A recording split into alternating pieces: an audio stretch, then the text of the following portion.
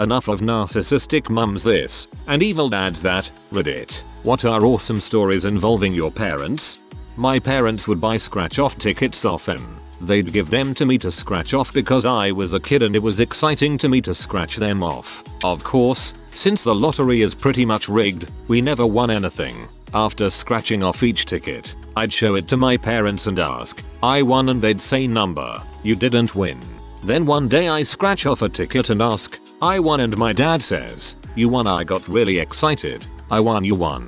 You won a candy bar." So we go into the convenience store and my dad says to go pick out my candy bar. I go grab a Snickers or something and head back to the counter. I put the candy bar on the counter and hand the cashier my ticket. And that was it. I had won something finally. So then as I grew up, anytime the lottery or scratch off tickets would come up, I'd tell the story about how I won a candy bar once. When I was about 20, I said something about it again. I won a candy bar once. My mom for some reason decided to come clean about it. "You didn't win," she said. "Every time you'd ask us if you won, you looked so hopeful, and then we'd say no, you didn't win, and you'd be disappointed. So daddy just said you won.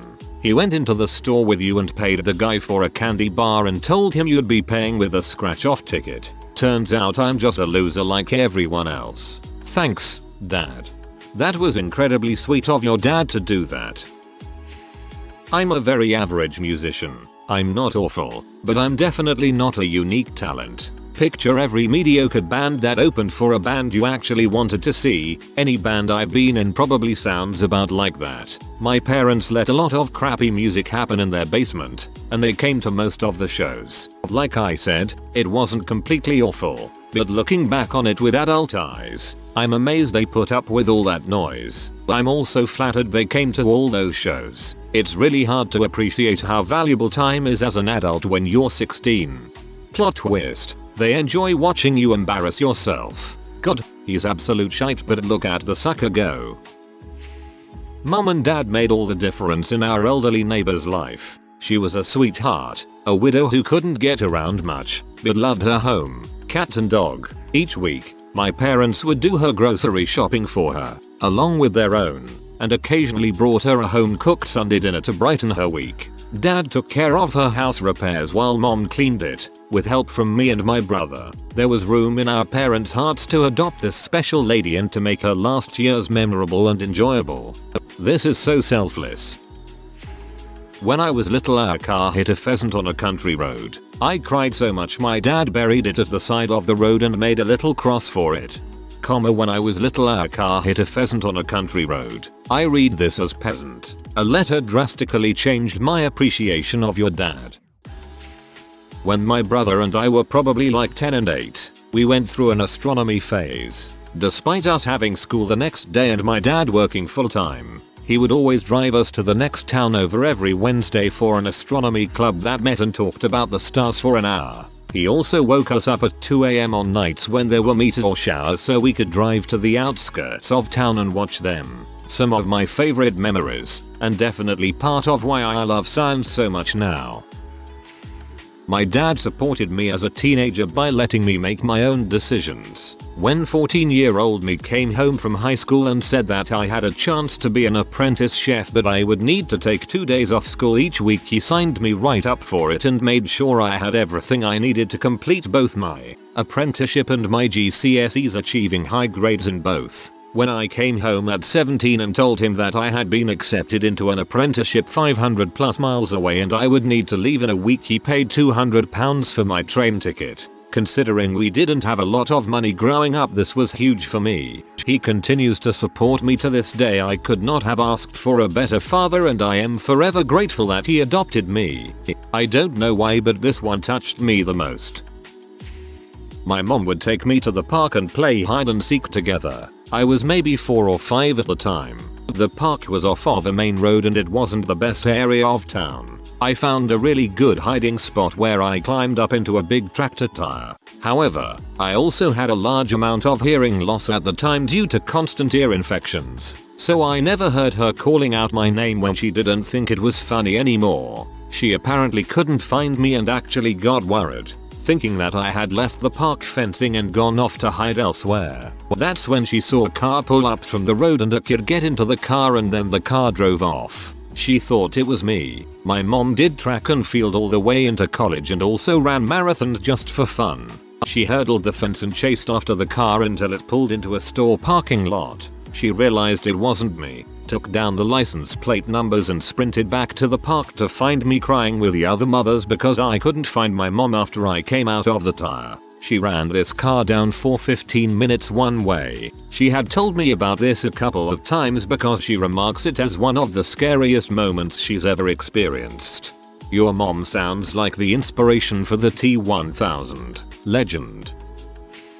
I did the whole I am running away thing when my mom did not buy me a Game Boy Color. She then helped me pack, and I got so confused and scared that I actually had to go through with it. She called my bluff, and I will do the same thing with my kids when they try the same bluff.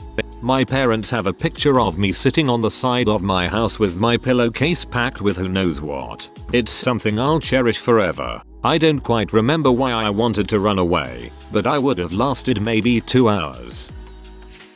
In elementary school, my very first chapter book was The Lost World, sequel to Jurassic Park. My mom's favorite movie to this day is Jurassic Park. The Friday it was released I was in class, 4th grade, and I got a call, Jotun, please come to the front office. Your mother is picking you up for your dentist appointment. Me out loud, I don't have a dentist appointment. Walk up to the main office, see my mom, very loudly, Mom, I don't have a dentist appointment. Mom, yes you do, Jotun. It was last minute. Me to the receptionist, I do not have a dentist appointment. Mom, Jotun, please go get into the car while I sign you out. Hands me the car keys. I go to the car and found 2 tickets to a 1 PM showing of Lost World. Later in life my mother said there was only one time she has ever wanted to cuss at me, and it was her wanting to tell me that day shut the frick up and get in the car, but she didn't. Turns out she really didn't want the school to know she was letting me ditch school to see a movie.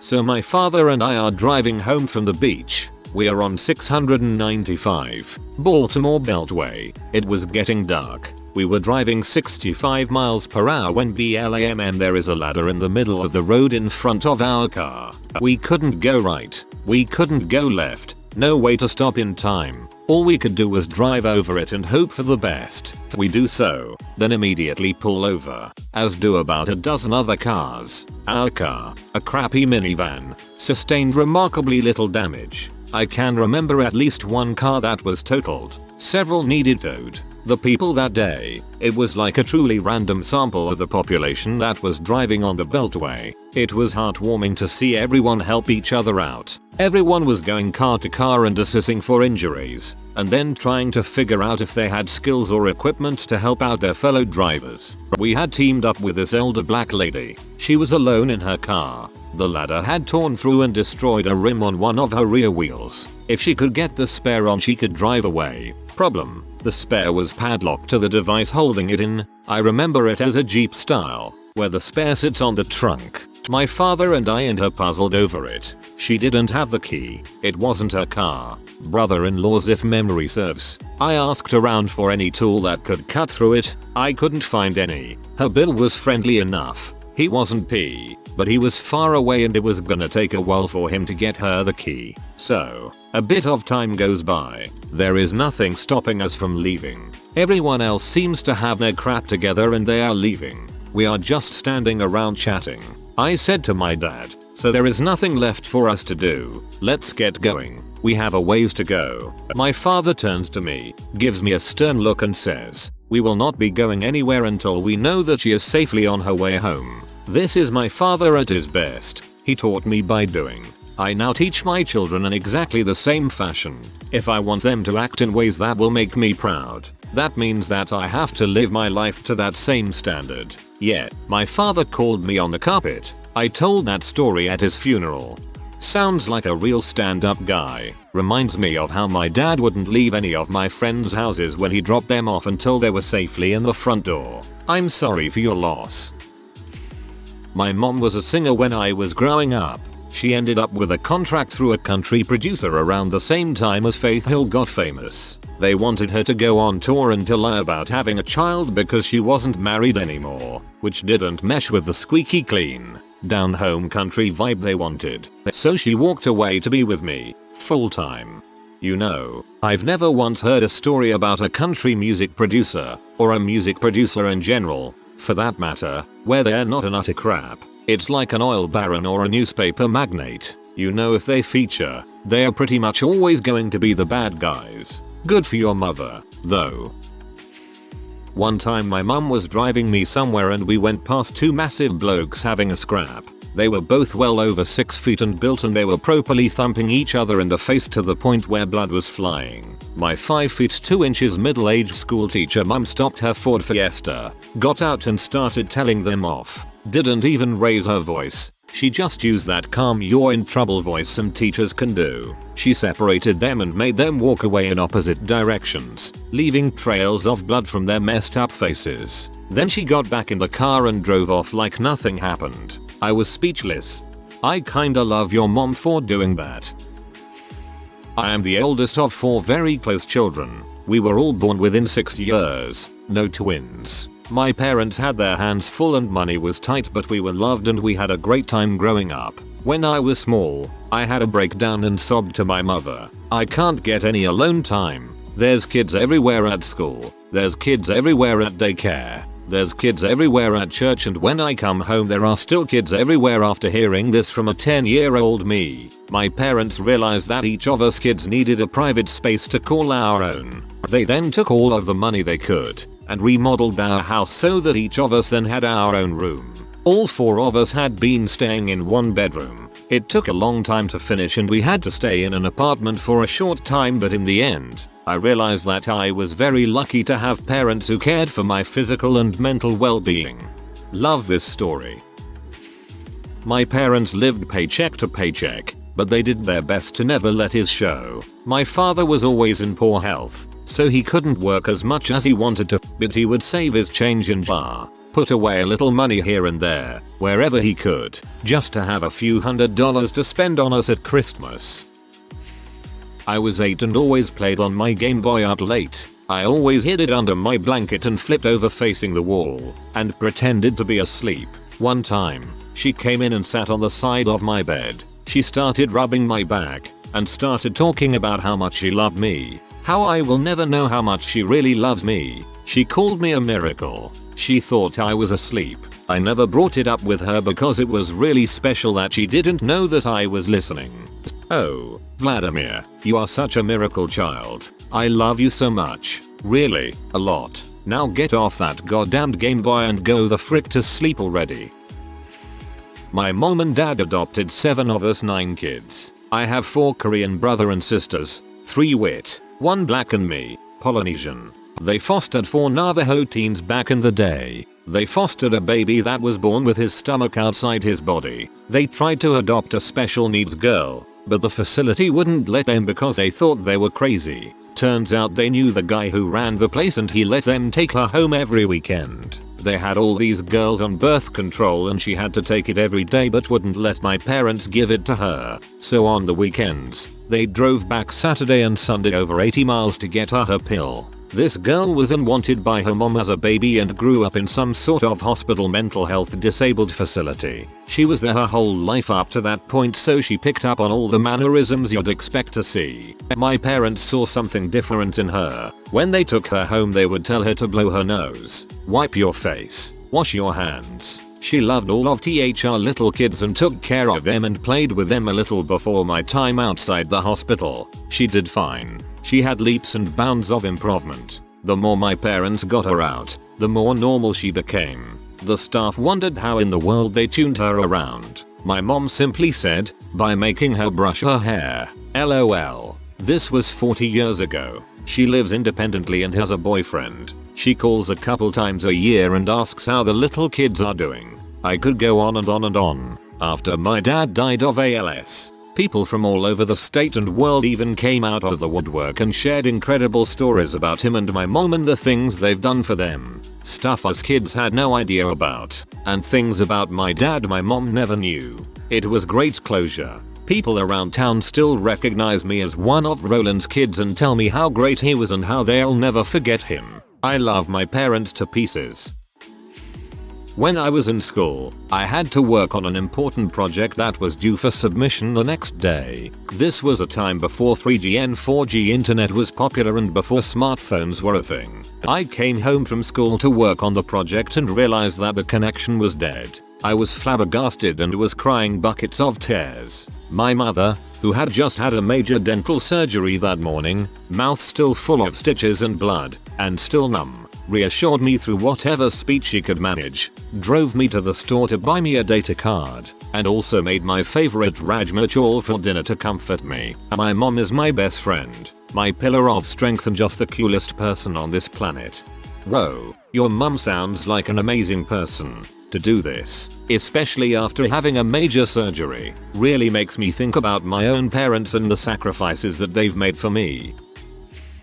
When I was in my teens I took some magic mushrooms for the first time. When I was in bed later that night I could see giant spiders coming out of my ceiling and coming down to attack me. My dad, who heard my screams, proceeded to kill them all with some newspaper which calmed me the frick down. Turns out the old man and dabbled in his time and knew, or at least suspected, what was happening. Gave me a heck of a bollocking the next day, mind. I don't have any particularly awesome stories, but my parents were truly amazing. They were there when I needed them. Dad always made sure we had what we needed and more. Mom always encouraged me to be the best and do the best. They were never ever selfish and always tried their best to have an open mind. I don't think I'll ever live up to their standards of being a parent. Same. The best parents don't have to have amazing stories, they just have to make you a good person. When I was 18, my mum flew out to Hong Kong from the UK after I had a horrible gap year experience. She stayed with me for a week so I could have some positive memories of the place before we both flew home. That was the first holiday with just me and my mum, and I can't express how grateful I was to her for coming all that way just for me.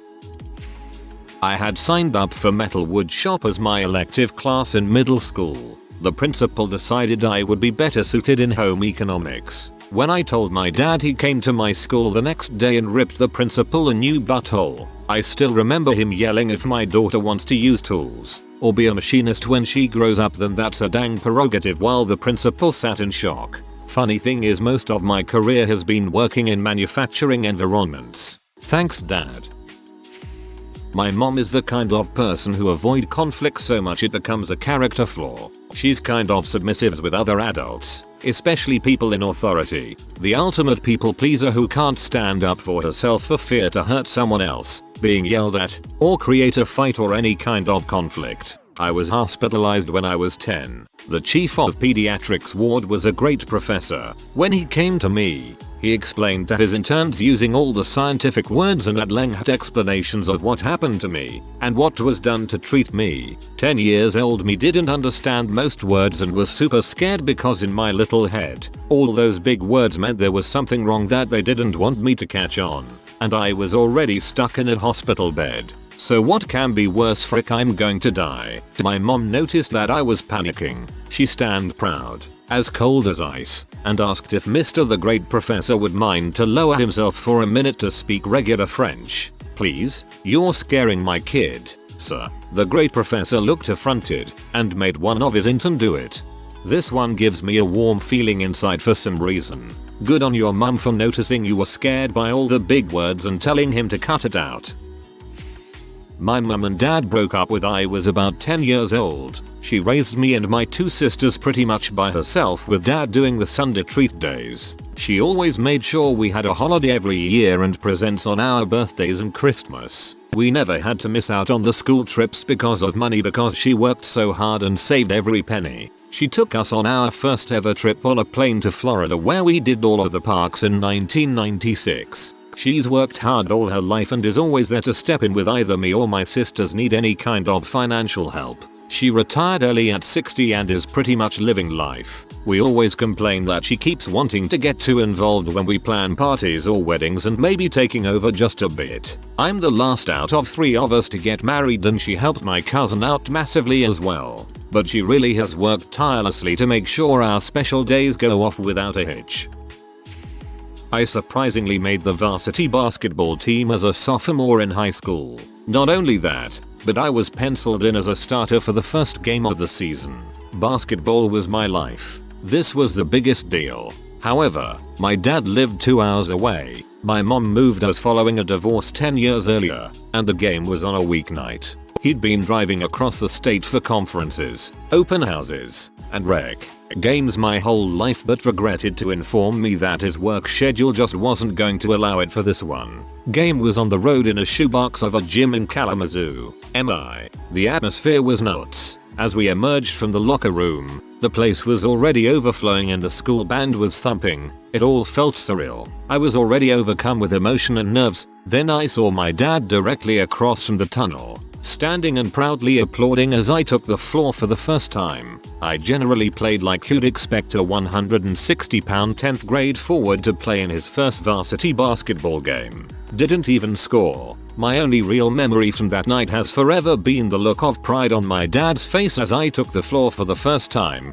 driving all the way from Detroit just to see his kid play a silly sport on a Tuesday night. He almost never missed a game, even if it was 3rd grade AYSO soccer. 4 hours of post 5 p.m. driving, at least twice a week for over 10 years. Crazy. TLDR. My pops drove 2 hours to make surprise appearance at first varsity basketball game. Emotional overload commenced. I'm a fairly large guy, and my stepdad is a moderately husky man himself. My mom is tiny. One time when I was probably about 17-18 he and I were arguing. I was sitting on the couch and he was standing and the argument got really heated, at which point I started scornfully saying, "What are you gonna do? Hit me?" He responded with, "Stand up and see." At this point my mom, who is a tiny woman who's only about 5 feet 2 and maybe 110 stood between us and said, "There will be no hitting in this house." It was pretty badass of her, and I always remember how impressed I was with her at that moment. 2 guys throwing their egos around is one thing, but being half their size and standing between them is something truly awesome. As a disclaimer, he was not abusive or a terrible guy. We were both just being jerks that day. My parents got divorced when I was very young, maybe a year old. As a result, I lived with my mom and never really saw my dad except for special occasions like my birthday or Christmas. That's just the way it was and I became accustomed to it without ever really understanding why it was that way. As I got older, I began to feel like my dad didn't care or couldn't be bothered to visit me. I never said anything about it to him, but I think that he sensed it somehow. One year, on Christmas Eve, we were leaving an annual family gathering late at night. I must have been about 9 or 10 years old. We got in the car to leave, and my dad just sat there quietly. I didn't say anything because I felt awkward and didn't know what was going on. My dad turned to me, looked me in the eyes and said, "I don't know what you think. I don't know what you've heard, but I want you to know that I do give a crap." That was all he said, but it was the most powerful statement he could possibly make. Now, as an adult, I understand that my dad couldn't visit because he paid about 80% of his salary to child support. He had to live far away because he had to go wherever there was a job for him. And he couldn't tell me these things because he didn't want me to resent my mother. My dad sacrificed so much just so I could be a happy and oblivious child. He did everything he could to make sure I had the best of everything, and he did it all never expecting anything in return. My dad is the greatest person I have ever known and I hope that I can live up to his sacrifice. My first experience with weed was weed brownies. School found out and everybody who tried some was sent home for a week. When she heard the news they were letting me continue at the school, my mom baked celebratory brownies to give as a thank you gift. She was gracious enough to write weed free with icing. Surely denying these people education for an entire week isn't gonna do any good. If anything, it gives them an entire week to get absolutely mashed. My parents never did anything heroic or truly worthy of a story. They didn't suffer being poor or struggle through crippling disease or disaster. What they did do was provide a solid and steady life for myself and my sister. They worked their jobs, took us on holidays, and supported our education. They asked how my life was going from time to time. After I left home, my parents still participated in my life. They are still alive today and still talk to me frequently. I don't have any crazy stories to share, but I do have parents that fought through all those persistent problems of life to ensure me and my sister had a stable and pleasant childhood. I have nothing heroic to tell because they managed life with exceptional skill and a bit of luck. I am proud of them for that. Back in 4th grade I had a teacher named Mrs. Murray. She was the biggest bee I ever met and she had it out for me. I have ADHD, so when I droned off, she would mock me in front of the class when I came back to reality. She was awful. Anyway, it was a Friday and I was going to a sleepover at a friend's and packed my backpack. In there was my Game Boy. I unzipped the pocket and grabbed a pencil, and some snotty bee pointed it out knowing the teacher would take it. I pleaded my case about not using it, but taking it to a friend's after school. No dice. After class, I asked for it and she laughed in my face. Told me no and the GTFO. Spent the night at a friend's and told my mom the story when I got home. Monday rolls around and while in her class my mom rolls up. She asked to speak with Mrs. Murray outside in private. The classes were more like trailers and we heard every word. The argument was calm until the teacher called me dumb and blamed my mother's parenting skill. We hear a loud smack. The teacher walks inside holding her face and the teacher grabbed my Game Boy and handed it to my mom who promptly left. Everyone in class was staring at me and I had the crap-eating grin for once. The teacher never gave me trouble after that. Also kids thought my mom was a badass. Kids thought my mom was a badass. I think she was, dude. If you are new to the channel, you can subscribe. I publish new videos every day. Until then, check another video.